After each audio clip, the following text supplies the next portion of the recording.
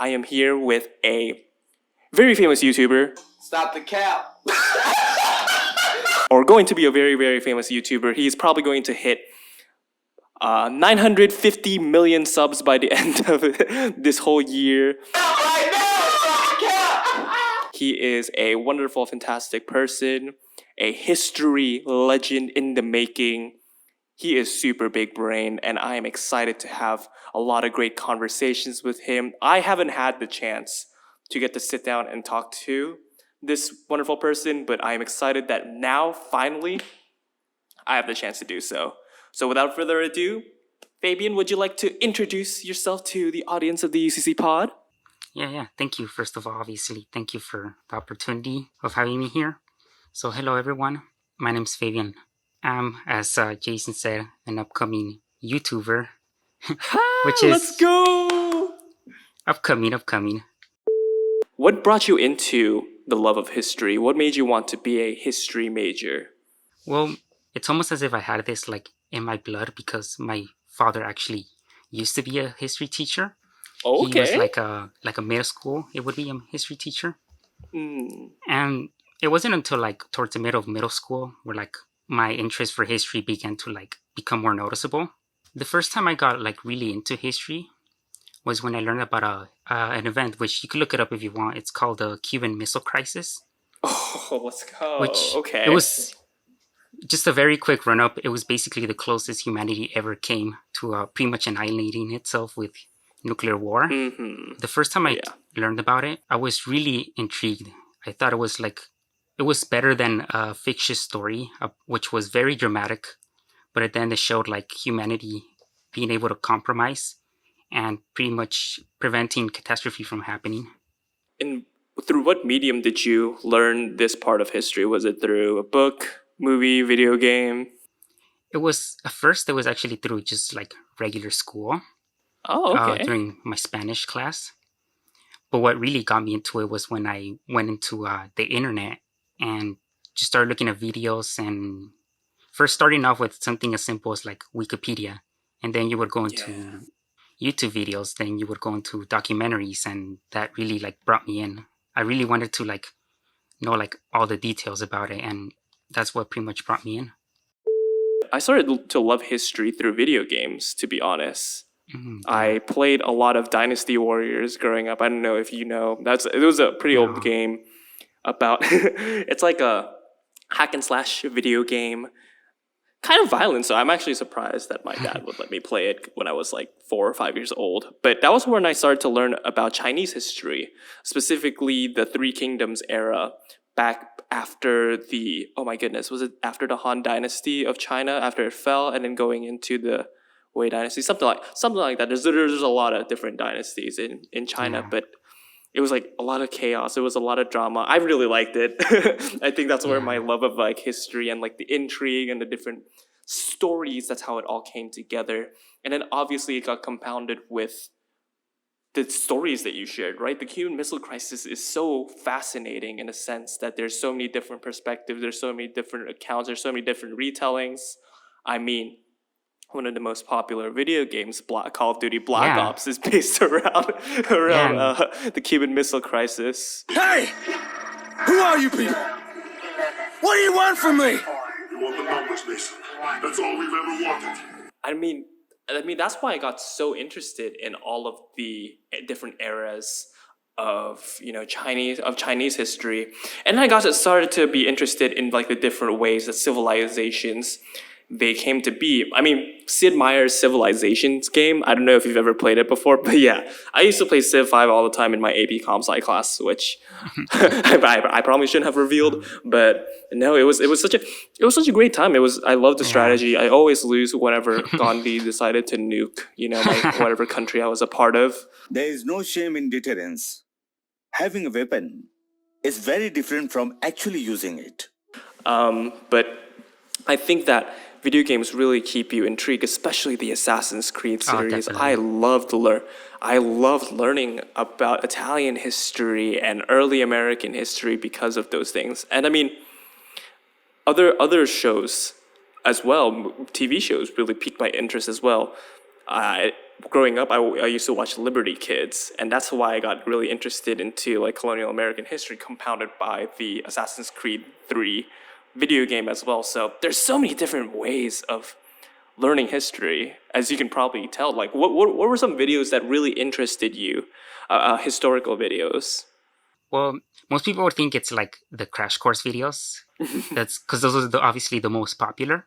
But the ones that actually like began to like inspire me were probably, these are smaller channels by two history teachers. One's called Hip Hughes History, and the one's Tom Ritchie.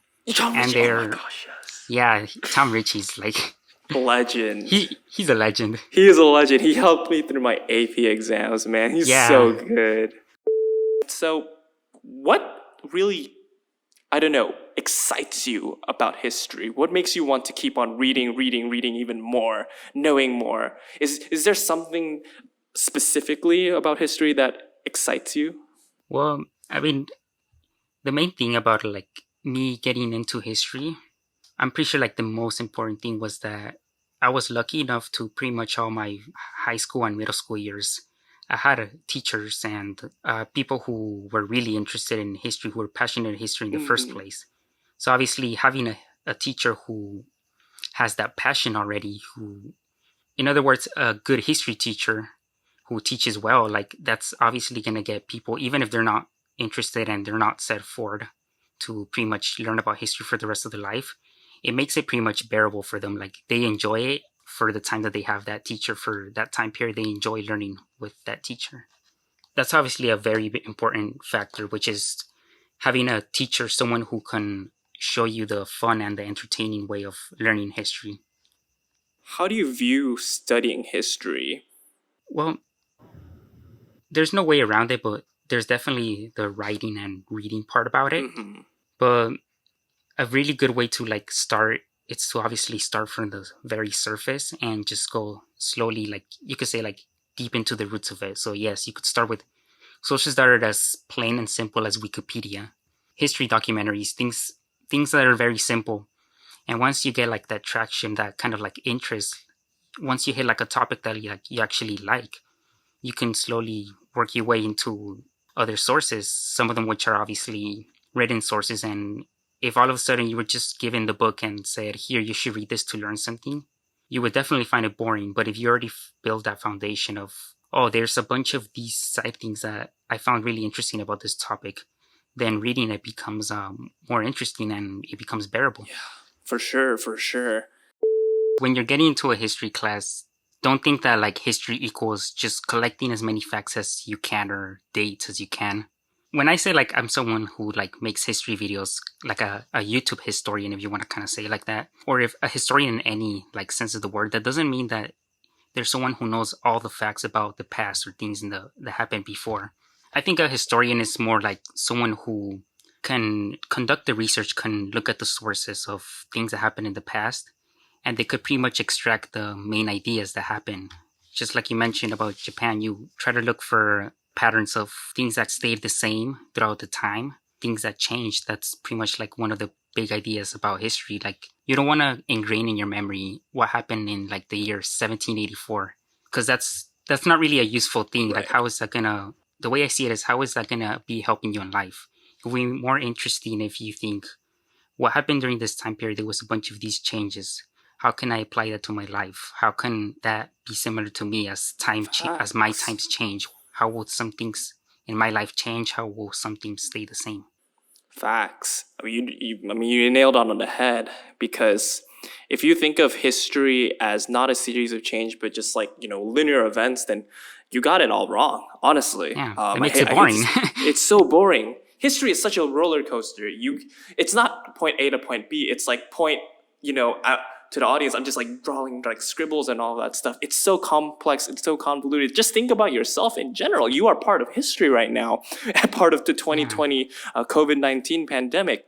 When when in the history books later on, when they talk about these things, they're gonna try to make it in such a really abstract thing. Oh, this happened, this all happened. When in reality, when we're living through it, our thoughts are complex. We all don't think the same, right? But the textbooks they have to be as concise as possible, and that's when we get the simplification of history that I so hate. Yeah.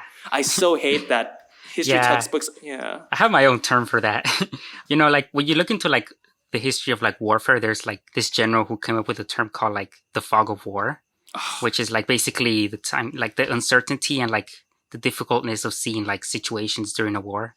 I basically made my own twist of it in history, calling it the fog of presentism, which is basically how you look at things that happened a long, long time ago, and the facts are not always like precisely established, or maybe they are. But then as you come towards like present, more recent times, like our own personal biases, the complexity of our mind basically makes the quote unquote truth of history more hazy.